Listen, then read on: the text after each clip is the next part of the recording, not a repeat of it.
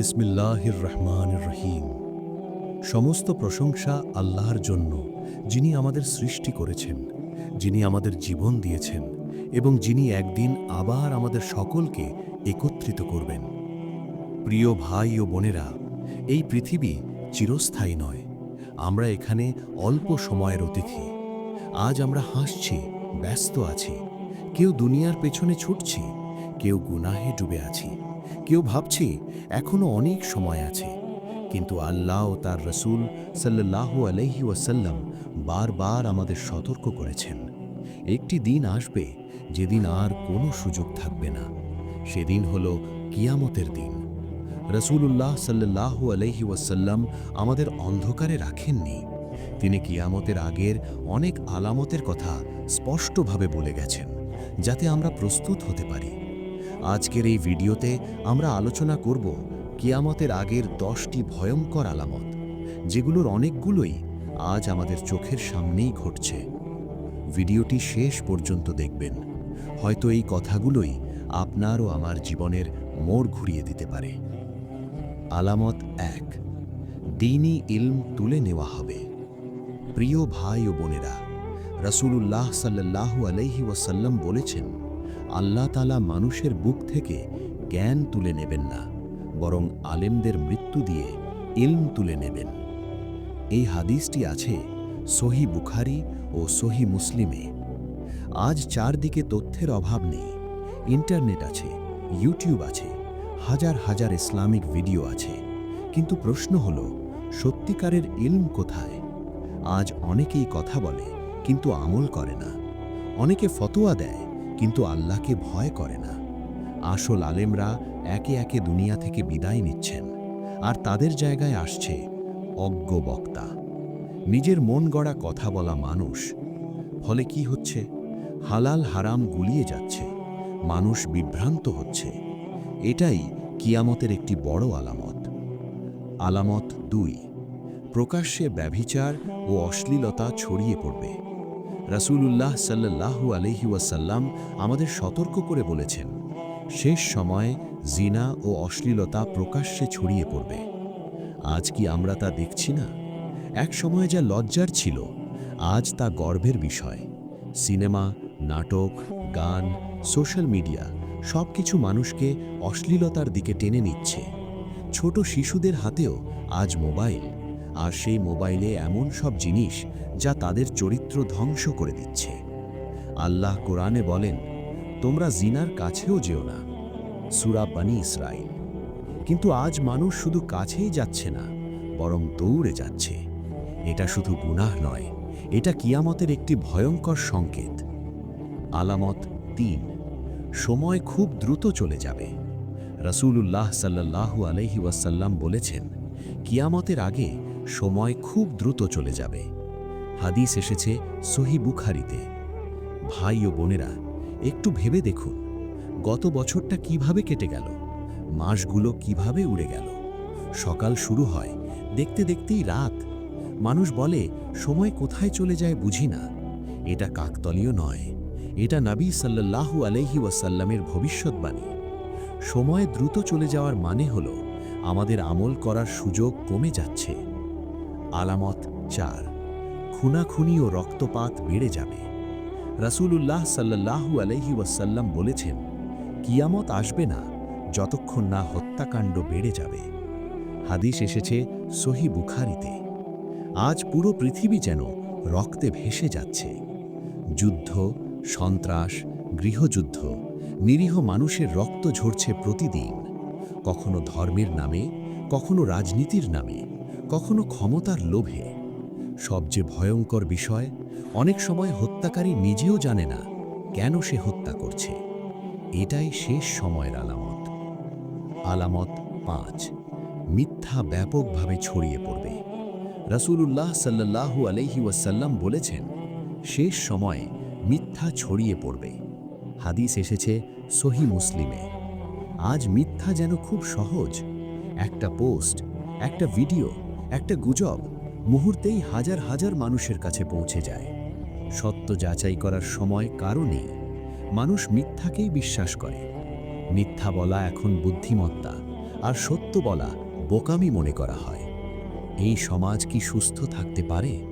না, এটাই কিয়ামতের লক্ষণ। আলামত 6, আমানত নষ্ট হয়ে যাবে। রাসূলুল্লাহ সাল্লাল্লাহু আলাইহি ওয়াসাল্লাম বলেছেন, যখন আমানত নষ্ট হবে তখন কিয়ামতের অপেক্ষা করো। হাদিস এসেছে সহিহ বুখারীতে। আজ মানুষের উপর মানুষের বিশ্বাস নেই। বন্ধু বন্ধুকে ঠকায়, ব্যবসায় প্রতারণা, কর্মক্ষেত্রে অসততা। যে যেভাবে পারে নিজের স্বার্থ আদায় করে। আমানত নষ্ট হওয়া মানে সমাজ ধ্বংসের পথে। আলামত 7, মসজিদ সুন্দর হবে কিন্তু ঈমান দুর্বল। রাসূলুল্লাহ সাল্লাল্লাহু আলাইহি ওয়াসাল্লাম বলেছেন, মানুষ মসজিদ নির্মাণে প্রতিযোগিতা করবে। হাদিস এসেছে আবু দাউদে। আজ মসজিদগুলো খুব সুন্দর, মার্বেল, ঝাড়বাতি, এসি। কিন্তু প্রশ্ন হলো, ফজরের নামাজে কজন আসে? কোরআন পড়া কতজনের জীবনের অংশ? মসজিদ আছে কিন্তু ঈমান নেই। এটাই শেষ সময়ের কষ্টদায়ক আলামত। এখানেই শেষ। এতক্ষণ আলোচনা করা হলো 7টি আলামত। পার্ট 2তে থাকবে বাকি 3টি ভয়ঙ্কর আলামত, কিয়ামতের দিনের ভয়াবহ দৃশ্য, আবেগী শেষ সতর্কবার্তা, তওবার আহ্বান। প্রিয় ভাই ও বোনেরা, রাসূলুল্লাহ সাল্লাল্লাহু আলাইহি ওয়াসাল্লাম বলেছেন, যখন নেতৃত্ব এমন লোকদের হাতে চলে যাবে যারা এর যোগ্য নয়, তখন কিয়ামতের অপেক্ষা করো। সহিহ বুখারী। একটু ভেবে দেখুন, আজ সমাজ, রাষ্ট্র, প্রতিষ্ঠান সব জায়গায় নেতৃত্ব কার হাতে? যারা সৎ, যোগ্য, আল্লাহ ভীরু, তারা অনেক সময় পিছনে পড়ে থাকে। আর যারা ধূর্ত, মিথ্যাবাদী, ক্ষমতার লোভী, তারাই সামনে চলে আসে। এর ফল কি হয়? অবিচার বাড়ে, দুর্নীতি ছড়ায়, গরিব আরও গরিব হয়, আর শক্তিশালী আরও শক্তিশালী। মানুষ বলে কিছু করার নেই, এটাই বাস্তবতা। কিন্তু প্রকৃতপক্ষে এটা কিয়ামতের একটি বড় আলামত। আলামত 9, গান, বাদ্য ও নেশাদ্রব্যকে হালাল মনে করা হবে। রাসূলুল্লাহ সাল্লাল্লাহু আলাইহি ওয়াসাল্লাম বলেছেন, আমার উম্মতের কিছু লোক গান, বাদ্য, জিনা ও নেশাদ্রব্যকে হালাল মনে করবে। সহিহ বুখারী। আজ গান ছাড়া মানুষ থাকতে পারে না। হেডফোন কানে, হৃদয়ে আল্লাহর স্মরণ নেই। গান মানুষের মনকে আল্লাহ থেকে দূরে সরিয়ে দেয়। নামাজে মন বসে না, কোরআন পড়তে ভালো লাগে না। নেশাদ্রব্যের কথা বললে আজ মদ, ড্রাগস, সিগারেট সবকিছু স্বাভাবিক বানিয়ে ফেলা হয়েছে। মানুষ বলে এটা আমার ব্যক্তিগত বিষয়, কিন্তু তারা ভুলে যায় নিজেকে ধ্বংস করা কখনো ব্যক্তিগত বিষয় নয়। এই অবস্থায় কিয়ামতের আলামত। আলামত 11, আল্লাহর নাম নেওয়া মানুষ কমে যাবে।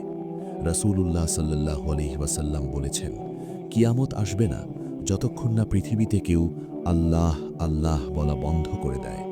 সহিহ মুসলিম। আজ চারদিকে শব্দ আছে, গান, কথা, আওয়াজ, চিৎকার, কিন্তু আল্লাহর জিকির কোথায়? মানুষ সেলিব্রিটিদের নাম জানে, কিন্তু আল্লাহর গুণবাচক নাম জানে না। মোবাইলের নোটিফিকেশন মনে থাকে, কিন্তু নামাজের সময় মনে থাকে না। যখন আল্লাহকে ভুলে যাওয়া হয়, তখন দুনিয়া অন্ধকার হয়ে যায়। এটাই কিয়ামতের সবচেয়ে ভয়ঙ্কর সংকেত। আমাদের অবস্থা কোথায় দাঁড়িয়ে? প্রিয় ভাই ও বোনেরা, এই 10টি আলামত শুনে নিজেকে প্রশ্ন করুন, আমি কোথায় দাঁড়িয়ে আছি? আমার নামাজ ঠিক আছে তো? আমার আয় হালাল তো? আমার চোখ, কান, জিহ্বা আল্লাহকে খুশি করছে তো? আমরা কি শুধু শুনে যাচ্ছি নাকি বদলাচ্ছি? কারণ কিয়ামত হঠাৎ আসবে, কোনো ঘোষণা দিয়ে আসবে না।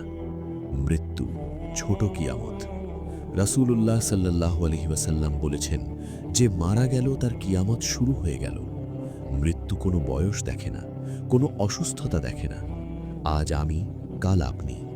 আজ যাদের জানাজা পড়ছি, কাল আমাদের জানাজা পড়া হবে। কবরের সেই প্রথম রাত, অন্ধকার, নীরব, ভয়ঙ্কর। সেদিন না থাকবে মোবাইল, না থাকবে বন্ধু, না থাকবে টাকা, থাকবে শুধু আমার আমল। কবরের প্রশ্ন, 2 ফেরেশতা আসবে, মুনকার ও নাকির। তারা প্রশ্ন করবে, তোমার রব কে? তোমার দ্বীন কি? তোমার নবী কে? সেদিন মুখস্থ কথা কাজে আসবে না। সেদিন কথা বলবে আমাদের আমল। হাসরের মাঠের ভয়াবহ দৃশ্য। কবর থেকে সবাই উঠবে নগ্ন পায়ে, নগ্ন দেহে, ভীত অবস্থায়। সূর্য মাথার খুব কাছে, ঘাম মানুষের কান পর্যন্ত। মা নিজের সন্তানকে চিনতে পারবে না, বন্ধু বন্ধুকে ভুলে যাবে। সেদিন কেউ বলবে না আমি তোমাকে চিনি, সবাই বলবে নাফসি নাফসি, আমার নিজের কথা ভাবো। আমলনামা ও বিচার। আমলনামা হাতে দেওয়া হবে, যার ডান হাতে দেওয়া হবে সে হবে সফল, যার বাম হাতে দেওয়া হবে সে হবে ধ্বংসপ্রাপ্ত। সেদিন ছোট আমলও ভারী হবে, আর ছোট গুনাহ পাহাড় হয়ে যাবে। জান্নাত না জাহান্নাম? একদল যাবে জান্নাতে, হাসি মুখে, শান্তিতে। আরেক দল যাবে জাহান্নামে, কান্না, আফসোস নিয়ে। সেদিন আফসোস করে লাভ নেই। আজই সুযোগ, এখনই সুযোগ। তাওবার দরজা এখনো খোলা। প্রিয় ভাই ও বোনেরা, আল্লাহ খুব দয়ালু। যত বড় গুনাহই হোক, যদি আপনি তাওবা করেন, আল্লাহ ক্ষমা করে দেন। আল্লাহ বলেন, হে আমার বান্দারা, তোমরা আল্লাহর রহমত থেকে নিরাশ হইও না। সূরা জুমার। কিন্তু এই দরজা চিরদিন খোলা থাকবে না। শেষ আহ্বান, এই ভিডিও যদি আপনার হৃদয় নাড়া দেয়, তাহলে এটাকে অবহেলা করবেন না। আজ থেকেই নামাজ ঠিক করুন, কোরআনের সাথে সম্পর্ক গড়ুন, হারাম থেকে দূরে থাকুন, কারণ আমরা জানি না আমাদের শেষ নিঃশ্বাস কখন। হে আল্লাহ, আমাদের হেদায়াত দান করুন, আমাদের গুনাহ ক্ষমা করুন, কিয়ামতের দিন আমাদের রক্ষা করুন। আমিন।